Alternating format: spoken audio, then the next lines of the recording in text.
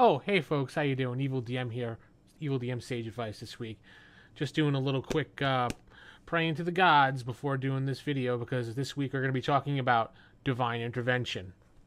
So, divine intervention in the olden days, when we first got this book right here, Deities and Demigods in first edition, we went through this book and we flipped it and we picked whatever deity we liked to help, in our campaigns, and it was cool to try to hunt these people down and kill them and whatever else, because it was just really cool to do that. And plus, you got stats for higher level abilities and things like that in this book, so it was a fun book to have. So let's fast forward with Divine Intervention to now. Divine Intervention is hard to play out in a campaign. Now, 5th edition gives you a ability beginning at 10th level. You can call upon your deity, intervene on your behalf when the need is great. So basically, you need to spend an action, describe the instances you seek, roll percentile. If the roll is equal to or lower than your clerk's level, your deity intervenes.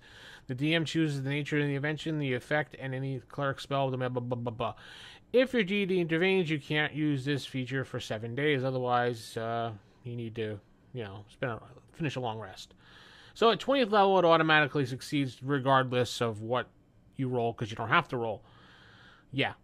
It's a great mechanic to throw into the game, but I'm not one for following these mechanics. I feel with Divine Intervention, you can use it at any point in the campaign, and it doesn't have to be a cleric at all in my campaigns, because anybody could talk to the divine. Doesn't mean just a cleric has a better chance to speak to a divine, but generally anybody can contact a divine as long as they are devoted enough. I've had thief characters or rogue characters in my campaign that were religious-like, and they based most of their character roleplay on being praying to the god of thieves, or whatever god they decided to make up that was their god. And they would, before they would, those type of characters, and if they needed a divine intervention, depending on how it was worded, depending on how they used it, I may have a divine person intervene. Now, I know a lot of people have problems with that, thinking, it's a crutch for a player. Yeah, it does become a crutch to players if they keep using it constantly, and also can piss off the deity himself when you keep doing that. You keep calling to him.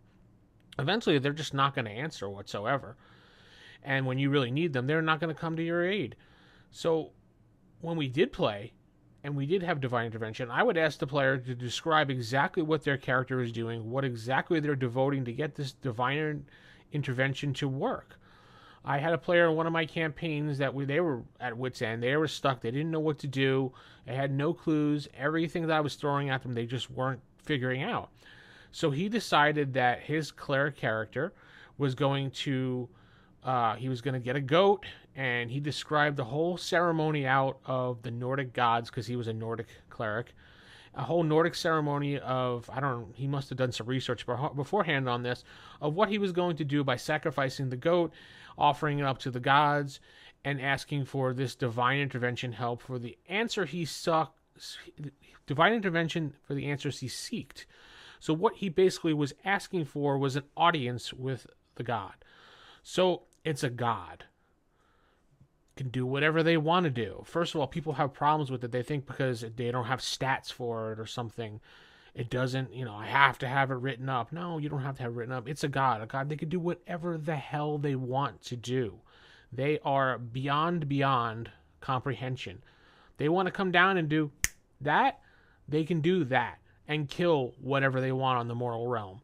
They don't, and even if they do come down, it's not them. It's an avatar form of them. And that avatar is just a throwaway. It's a piece of their image. They're just an energy that's wherever in the universe. They don't actually come down to themselves and so they can be killed. They're not stupid. They're going to send, they'll possess somebody to do it as well. But say you do as my friend did in the campaign. He called upon his Nordic god, and it was inventive enough and clever enough, and how he explained it. I had his deity show up. He possessed one of the peasants walking by in the middle of the night, showed up with glowing red eyes, and listened to what he had to say. And then gave him some advice based upon the questions that he asked. It was a limited time. It was only a couple minutes, but he got to get the questions, the answers that he needed, and we got to move forward from there. And the campaign moved forward, and we were able to continue the journey along because he came up with an inventive way to use divine intervention. Now, if you're just having a character that's doing it because they're just bored, or they have, I can't figure it out, so I'm going to call my god, you don't have an answer whatsoever. I remember there was a campaign that I was in as a player, and a friend of mine was DMing, and his name, we found a ring on a ranger, and the name was Caracas. I think it was a 3E module. Sunless Citadel, maybe, was it? I'm not sure. I don't remember offhand. But I found it, and I took the ring, and I'm like, Caracas. So I kept saying Caracas, Caracas. And throughout the session, I kept saying, every time something happened, I took the ring, and I was like, Caracas. Nothing happened. And then I started praying to the ring. I was like, oh, deity Caracas, please help us. And, in a dire situation, nothing happened. And this went on for session after session after session after session. So finally, the DM and I got together, and he's like, you know what?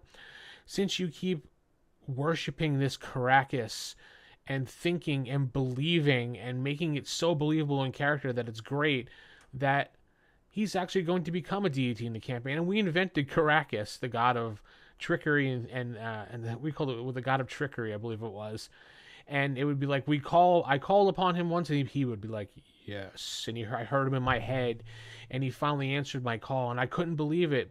And then it became a running joke in every campaign, Caracas.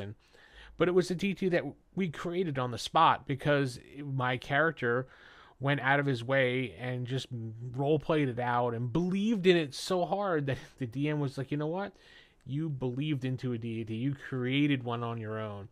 So he had a small little deity that was able to do things here and there, like move things, or which, we could have just said was a spirit or was a ghost. It could have been anything, but we turned it into a deity. And actually in other campaigns going forward, when it was time to play a cleric and pick a god, or a deity, I should say, we picked Caracas because it was fun.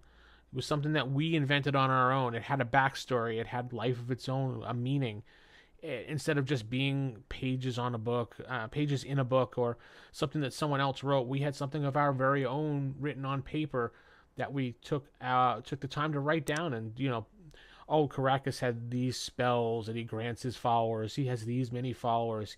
These are the type of churches that he has, and this is what his people wear. They wear long, flowing black and purple robes with the symbol of a lightning strike, and we had like this little head drawing of a guy with squiggly hair and lightning in his arms and everything.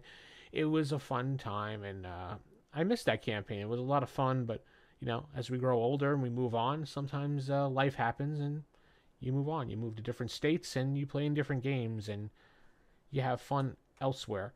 So that's how I handle divine intervention in my campaigns. You can handle it the same way. I mean, you can handle it however you want to play. You can play a god or a deity however you want. Remember, it's the books are just guidelines. You run the game. Unless you're playing Adventure League, who cares?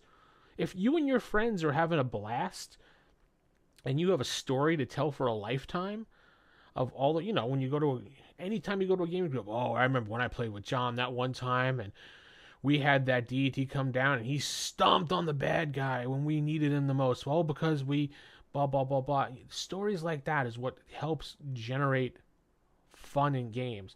Helps people love the game. And just stories, it's just so much fun telling those stories to other people and having them go, oh, yeah, that's cool. Well, in my campaign, and you trade back and forth and it becomes one of those things.